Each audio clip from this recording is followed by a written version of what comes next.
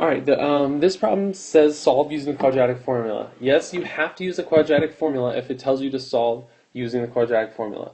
Because otherwise you're only half doing the question. Solving, I'm glad you can solve, however, it's asking you to solve using the quadratic formula. So let's plug everything in. We know that A is 2, B is 4, and C is 7. So let's plug it all in. We have x equals negative b, which is 4, plus or minus the square root of 4 squared minus 4 times a, which is 2, times c, which is 7, all over 2 times 2. Alright, so we have to do what's inside the radical first.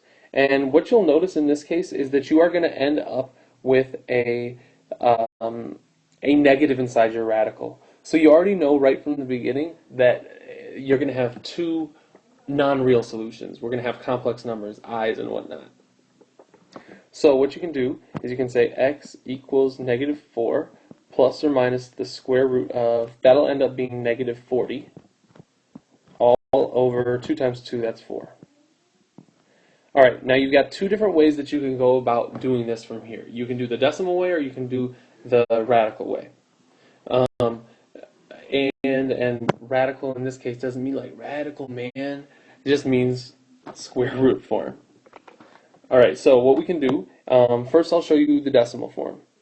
You would go from here, you would have negative 4 plus or minus I squared of 40 over 4, which would be negative 4 plus or minus 6.32i all over 4.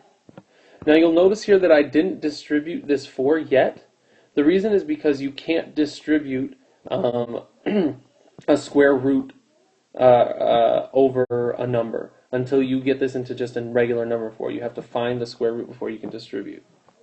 Alright, so then we have now we can distribute because these are both numbers. So we'll have negative 1 plus or minus 1.58i. That's one way that we could do it. Now the other way we could have done this is to go back and we could have said negative 4 plus or minus I root 40, which can be rewritten as root 4 and root 10, meaning you'd have 2, because the root of 4 is 2. So you'd have 2 root 10. So we would have negative 4, oops, all over 6. So we'd have negative 4 plus or minus 2I root 10 over 6. These are also supposed to be over 4. Why did I say 6?